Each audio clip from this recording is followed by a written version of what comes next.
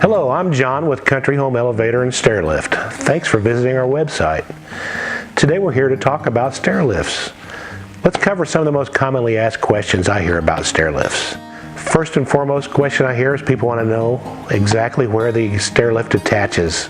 Whether it's bolted directly to the stair tread and we don't touch your wall, nothing is attached to the wall.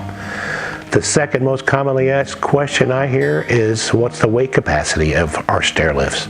We can go up to 350 pounds for the user for our stair lifts. The other question I hear is people want to know, well, what do I do? I've got a curved staircase or a staircase with a landing in the middle.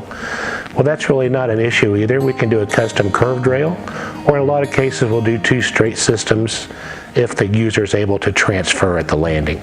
We cover 4 major manufacturers of stair lifts, and they all have different features and benefits. And it's our duty to come to your home and do a home evaluation and make sure we get the proper equipment that fits your needs and your budget. Give us a call. We'd be happy to come and do a home evaluation for you and find out what equipment is best for you.